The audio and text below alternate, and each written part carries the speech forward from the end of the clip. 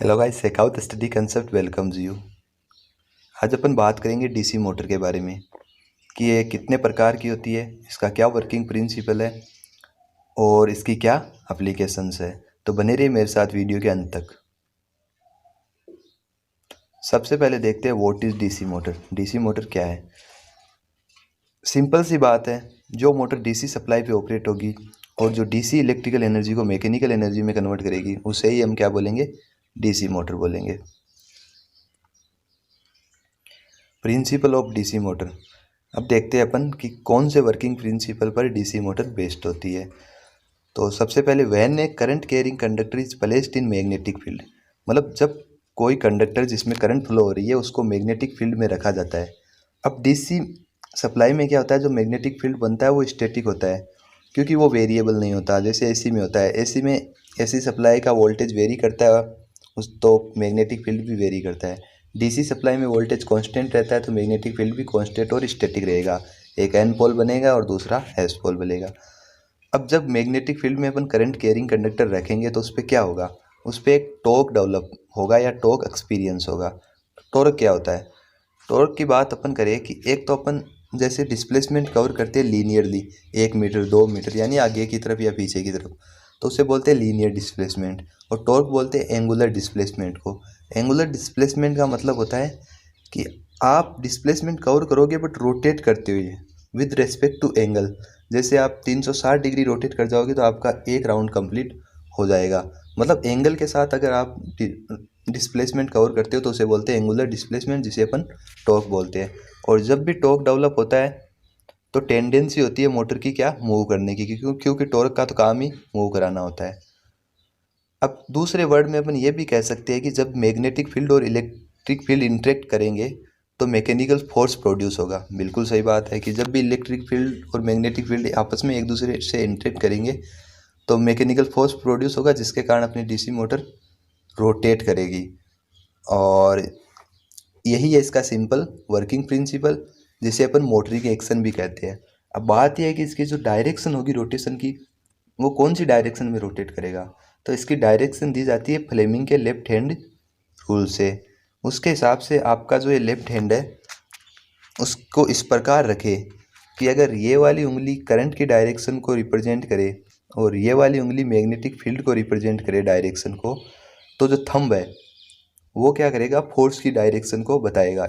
इस आप डायग्राम में देख सकते हो कि फोर्स की डायरेक्शन अपवार्ड है। ठीक है, इसी प्रकार अपन फोर्स की डायरेक्शन यानी रोटेशन ऑफ डीसी मोटर की डायरेक्शन निकाल सकते हैं। अब अपन बात करेंगे टाइप ऑफ डीसी मोटर की कि डीसी मोटर कितने प्रकार की होती है। तो बेसिकली जो डीसी मोटर है वो 4 टाइप की होती है।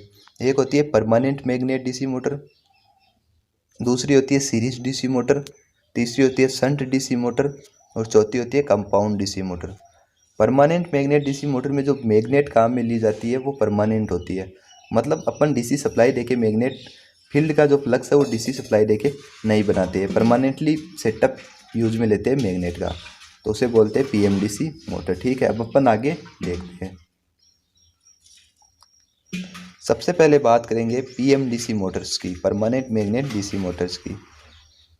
तो मैंने जैसा बताया कि इनमें क्या यूज़ होती है, परमानेंट मैग्नेट यूज़ होती है फील्ड को सेटअप करने के लिए, फ्लक्स को बनाने के लिए, और बीच में एयर गैप होता है और आर्मेचर होता है जिसपे वाइंडिंग की होती है लैप और वेव टाइप की। अगर उस वाइंडिंग में अपन करंट देंगे तो current carrying conductor magnetic field में होगा और उस पर टॉर्क डेवलप होगा और मोटर अपनी रोटेट करना स्टार्ट करेगी। इनका टॉर्क अच्छा होता है बट लिमिटेड होता है, जिसके कारण इनको लो हॉर्स पावर एप्लीकेशन में काम में लिया जाता है। तो ये इनकी एप्लीकेशन। ठीक है, अब अपन बात करेंगे डीसी सीरीज मोटर की। सीरीज मोटर क्या होती है? सीरीज मोटर नाम से पता चलता है कि इसका जो फील्ड होता है मतलब फ्लक्स वो स्टैटिक होता है, वाइंडिंग से बनाते हैं अपन, और उस वाइंडिंग को अपन क्या करते हैं? आर्मेचर की सीरीज में कनेक्ट करते हैं कि जैसे सप्लाई देंगे तो उसमें सीरीज वाइंडिंग में फ्लक्स सेटअप होगा और वही फ्लक्स किसको कट करेगा? आर्मेचर के लैप और वेव वाइंडिंग के कंडक्टर को कट करेगा, जिससे उनमें ईएमएफ इंड्यूस होगा और टॉर्क डेवलप होगा और अपनी मोटर रोटेट करेगी। अब सीरीज में अपन फ्लक्स को काम में लेने से इसकी कई कैरेक्टरिस्टिक्स निकल के आती है, जिससे ये अपन ये पाते हैं कि इसका स्टार्टिंग टॉर्क बहुत ज़्यादा हाई होता है और स्पीड इसकी कम होती है। तो अब अपन जानते हैं कि इसकी एप्लीकेशन क्या होती है, ठीक है। तो DC series motor are used where high starting torque required. These motor are only used where the variation of speed is possible. Series motor are not suitable for constant speed application. मतलब इसकी speed constant नहीं होती और starting torque लो होता है, starting torque high होता है, जिसके कारण ये कहाँ कहाँ यूज़ होती है, एक वैक्यूम क्लीनर में यूज़ होती है, ट्रैक्शन सिस्टम में यूज़ होती है, सेविंग मशीन में यूज़ होती है, करेंस में, एयर कंप्रेसर, इन सब में ये यूटिलाइज होती है, ठीक है। तो ये थी इसकी बेसिक एप्लीकेशंस। अब अपन बात करेंगे DC शंट मोटर की। सिंपल है कि जो शंट मतलब पैरेलल, अपन फील्ड को अपन आर्मेचर के क्या यूज में लेंगे, पैरेलल में यूज में लेंगे। जैसे ये फ्लक्स है, वाइंडिंग है जो फ्लक्स सेटअप करेगी, और ये अपना आर्मेचर है। तो इससे क्या होगी, डिफरेंट कैरेक्टरिस्टिक्स निकल के आएगी। वो कैरेक्टरिस्टिक्स क्या होगी कि जो इसकी स्पीड होगी वो कांस्टेंट होगी और टॉर्क ठीक रहेगा इसका। तो इनका यूज वही होगा जहाँ पे कांस्टेंट स्पीड की ज़रूरत होगी हमें, ठीक है। तो एप्लीकेशन देखते हैं। These motor are use where your stable speed is required. मतलब जहाँ पे स्टेबल, ये मोटर भी स्टेबल होती है, इसका टॉर्क भी स्टेबल होता है, इसकी स्पीड भी स्टेबल होती है। तो ये वहाँ ज़रूरत होगी जहाँ स्टेबल स्पीड की रिक्वायरमेंट होगी। These kind of motor can be use in centrifugal pump. Centrifugal pump में यूज होगी, लिफ्ट्स में यूज होगी, वेविंग मशीन में यूज होगी, लेथ मशीन में यूज होगी, ब्लोवर्स में यूज होगी, फैन में यूज होगी, कन्वेयर्स में यूज होगी, और स्पाइनिंग मशीन्स, इन सब में इसका एप्लीकेशन होता है, ठीक है। अब अपन जानेंगे DC कंपाउंड मोटर क्या होती है। कंपाउंड मोटर में अपन क्या करते हैं कि दो वाइंडिंग यूज में लेते हैं, एक सीरीज वाइंडिंग और एक शंट वाइंडिंग। एक को सीरीज में कनेक्ट कर देते हैं आर्मेचर के, और शंट को पैरेलल में कनेक्ट कर सकते हैं। इससे अपन को क्या होगा, दोनों एडवांटेज मिलेगा। सीरीज मोटर का भी एडवांटेज मिलेगा और शंट मोटर का भी एडवांटेज मिलेगा। सीरीज का क्या है कि स्टार्टिंग टॉर्क हाई है बट स्पीड लिमिटेड है, और शंट का क्या एडवांटेज है कि कांस्टेंट स्पीड इसकी होती है। तो इसमें अपन को हाई स्टार्टिंग टॉर्क भी मिलेगा और कांस्टेंट स्पीड भी मिलेगी। तो वहाँ यूज करेंगे जहाँ पे अपन को कांस्टेंट स्पीड और हाई स्टार्टिंग टॉर्क की ज़रूरत होगी। तो ये इसका डायग्राम, ठीक है। अब DC कंपाउंड मोटर दो टाइप की होती है, एक होती है कम्युलेटिव मोटर और दूसरी होती है डिफरेंशिएटिव मोटर। कम्युलेटिव मोटर में क्या होता है कि जो सीरीज का फ्लक्स और शंट का फ्लक्स दोनों ऐड होते हैं। ऐड होने का मतलब जैसे सीरीज का फ्लक्स 10 वेबर है और अगर शंट का फ्लक्स 5 वेबर है, तो रिजल्टेंट जो फ्लक्स बनेगा वो 15 वेबर बनेगा, मतलब ऐड होगा।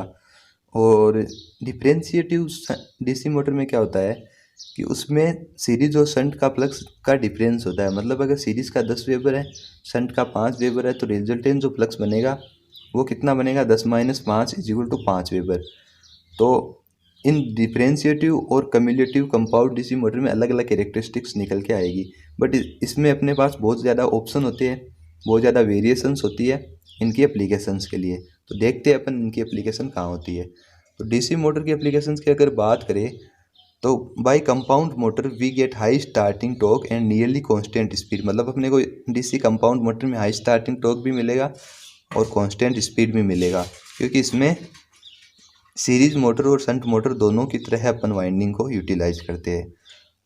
अब है कि a compound motor use in presses, cells, conveyors, elevators, rolling mills and heavy planers. इन सब में क्या होता है, DC कंपाउंड मोटर का यूज होता है, ठीक है। Thank you guys for watching my video. अगर वीडियो पसंद आए तो लाइक करें, शेयर करें एंड सब्सक्राइब करें।